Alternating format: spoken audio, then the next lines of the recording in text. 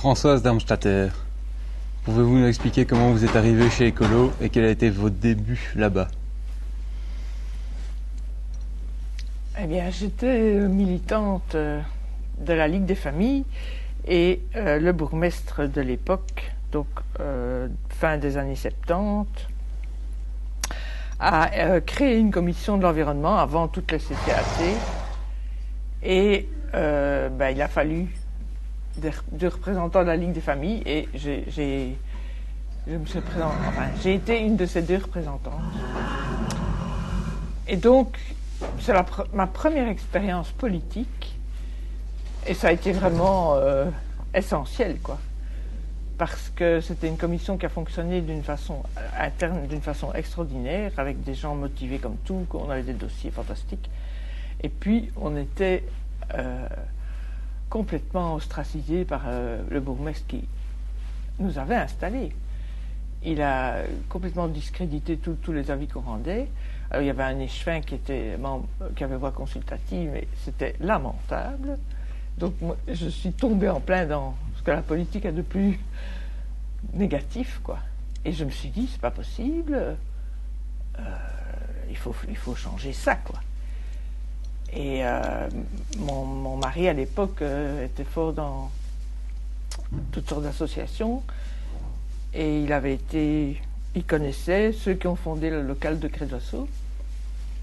Et par ce biais-là, j'ai assisté à une réunion. Et puis, ils m'ont demandé de venir sur la liste. Et bon. Vous avez été élu? Ah non, pas en 1982. Donc, voilà. Et par la suite? Et c'est comme ça que j'ai commencé, quoi. Alors, après ça, j'ai été pendant 6 ans à tous les conseils communaux, ce que je trouve une école extraordinaire. Alors, c'était un vrai cirque, ça c'est vrai. C'était une époque où il y avait des bagarres épouvantables. C'était vraiment un cirque. Tout le monde riait, il y avait beaucoup de monde. Et c'était une école fantastique parce qu'on voyait les gens qui étaient élus, on les voyait réagir, puis au fil du temps, on voyait ce qu'ils réalisaient ou ce qu'ils ne réalisaient pas. Ce qui m'a permis, en 88, quand j'ai été élu, de pouvoir négocier avec ceux qui voulaient que je sois leur partenaire de façon tout à fait... Je savais très bien qui j'avais en face de moi, quoi. Et quel était le résultat de ces négociations? Ce qu'il y a, c'est que les résultats des élections étaient assez particuliers, puisque j'étais seul élu écolo et que les autres... à cette époque-là, il y avait 19 membres au conseil communal, et donc il y avait une liste qui avait 6, une autre 3 et une liste 9. Donc, si moi j'allais avec une certaine configuration, je faisais la majorité, quoi. Mais les premiers qui sont venus me solliciter, ils voulaient me proposer comme bourgmestre, puisqu'à l'époque c'était pas réglé par la loi, quelqu'un que pour moi c'était hors de question qu'il soit bourgmestre. Il avait été bourgmestre pendant 6 ans, et ça, je ne voulais pas que ce soit moi qui contribue à ce qu'il soit de nouveau bourgmestre. Et donc, ça a été des négociations assez rocambolesques. À l'époque, on a même fait appel à Charles Rasquin de Chaumont-Gistoux, qui avait déjà une expérience de 6 ans, pour voir un petit peu comment se situer. Et puis, pour finir, on a fait alliance avec personne. D'accord. Et quel était votre thème de prédilection à l'époque et pendant toutes les années qui ont guidé votre action après? Eh bien, je pense qu'à Crédoisseau, parce que c'est difficile de se rappeler, je pense que le thème de prédilection, ça a toujours été la démocratie en réalité concrète, quoi. Et donc, tous les problèmes de participation et de bonne gouvernance et d'efficacité, quoi. Et il y avait des problèmes dans ces domaines-là? Ça, on s'est battu, on se bat encore pour ça, quoi. Même, actuellement, on a un échevin, puisqu'on est dans la majorité depuis 2 ans. Et il y a des choses qui sont dans l'accord de majorité grâce à nous, et qu'on n'arrive pas à mettre en œuvre effectivement, quoi. Qui concerne donc la participation des habitants. Formellement, il y a des choses qui sont mises en place, mais vraiment, bon, un exemple pour moi, c'est le règlement d'interpellation du conseil communal. Pour moi, ça c'est vraiment un leurre absolu, quoi. Parce que on a été une des premières communes, c'était un échevin d'ailleurs de l'UDRT qui l'avait fait voter, a voté ce règlement d'interpellation du conseil communal par le citoyen. Et en fait, les gens déposent leurs questions, ils interpellent le conseil communal et puis on ne leur répond pas. Avant, ceux qui voulaient pouvaient leur répondre immédiatement, mais absolument sans engagement de quoi que ce soit. Maintenant, on ne peut même plus leur répondre dans le nouveau règlement. Et donc, c'est absolument sans aucun effet, quoi. Et comment vous voyez le combat d'Écolo dans le futur? Vers quoi Écolo doit tourner et tendre pour vous?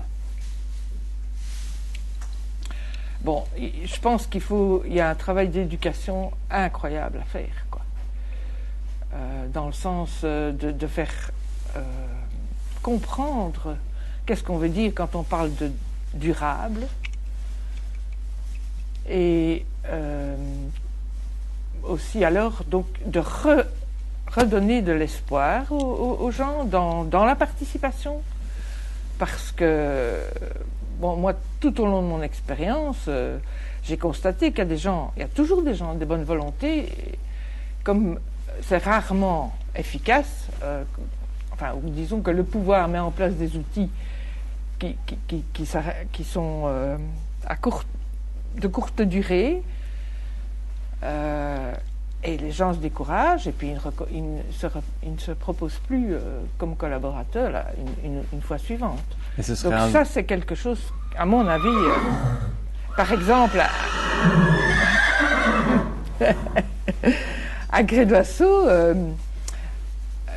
il y avait une échevine qui, avant 2000, avait mis en place un PCDN, donc un plan communal de développement de la nature. Il y a 80 personnes qui avaient participé, il y avait toute une série de projets qui avaient été votés, etc. Ça marchait bien. Et puis petit à petit, ça a été complètement... c'est tombé en sommeil complet. Il n'y a plus personne au niveau communal qui a relayé les initiatives ou qui a coordonné les choses. Et donc, on avait toujours un PCDN, mais c'était complètement de la façade, quoi. Alors maintenant, l'échevin écolo a remis ça sur pied, ça redémarre. Et moi, j'ai toujours bien insisté, si on fait quelque chose, il faut aller jusqu'au bout. Je pense, ça me paraît élémentaire. Ce serait votre conseil aux futures générations de militants et de peut-être futurs mandataires chez Écolo? Le conseil, c'est de ne pas se décourager, de jamais travailler tout seul, parce que c'est trop difficile, et c'est ingrat. Enfin, on est des espèces de...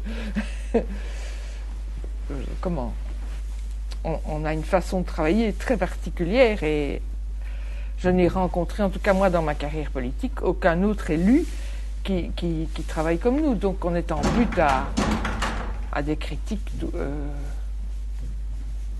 Donc il ne faut pas être tout seul, et il ne faut pas se décourager, et je pense qu'il faut absolument s'engager, et il faut absolument travailler à nos objectifs. Un autre thème qui vous tient à cœur peut-être? Je pense que c'est la présence des femmes en politique. Et donc moi j'aurais jamais imaginé de faire ça quand j'étais plus jeune, jamais.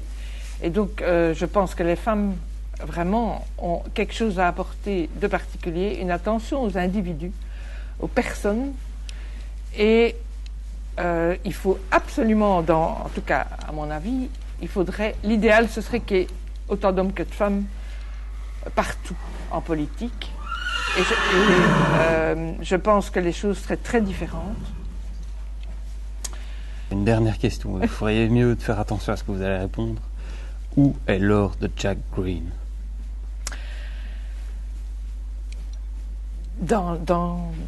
À mon avis, dans les militants, tous ceux qui existent et puis tous ceux qui sont à venir.